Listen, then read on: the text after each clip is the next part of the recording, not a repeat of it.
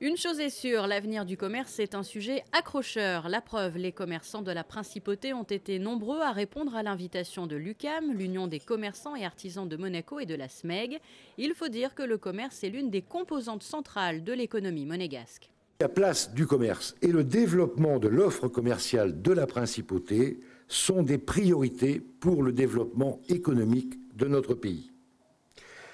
Le commerce, vous le savez, a toujours occupé une place centrale, essentielle dans l'organisation des villes. Il a permis de structurer, parallèlement à d'autres fonctions, en particulier aux fonctions régaliennes, un espace central, fédérant et desservant tout un territoire urbain.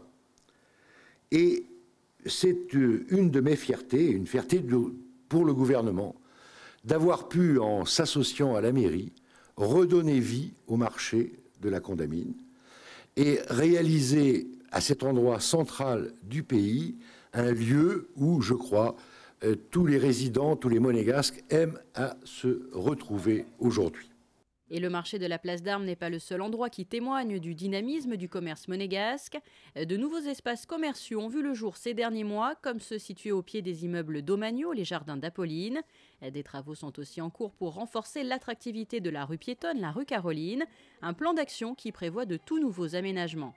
Le commerce, l'une des priorités du gouvernement donc, comme en témoigne aussi la naissance d'ici quelques semaines d'un label Monaco Welcome. Cette première édition des rencontres du commerce aura ainsi permis d'évoquer l'importance des moyens entrepris afin d'attirer toujours plus la clientèle, comme le fait la SMEG qui multiplie notamment ses brochures informatives et pratiques pour présenter ses offres en faveur du développement durable. Je pense qu'il y avait une attente des commerçants et aussi une attente du gouvernement et des différentes autorités de se rencontrer. Et ce qu'on a voulu faire, vous avez vu, c'était un peu formel au départ, mais on a essayé de le rendre le plus informel possible parce que ce qui était important, et je me suis attaché quand on a fait les tables même officielles, à mélanger les gens. Parce qu'à Monaco, on est un petit pays, on est un village, il faut qu'on travaille sur le long terme, sur le commerce. Le commerce, ça ne s'improvise pas du jour au lendemain.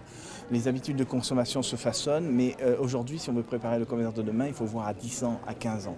Et je pense que ces rencontres du commerce, c'est quelque chose qui arrive aujourd'hui, mais c'était quelque chose de nécessaire. Et en raccompagnant le ministre d'État, il m'a dit que c'était quelque chose qu'on devrait recommencer. Alors j'étais content parce que nous, on s'est dit on va le faire une fois par an, c'est déjà pas mal.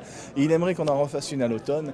Donc vous voyez, il y a vraiment un intérêt de l'exécutif d'arriver à parler aux gens qui font les rentrées de TVA, comme l'a dit M. Castellini.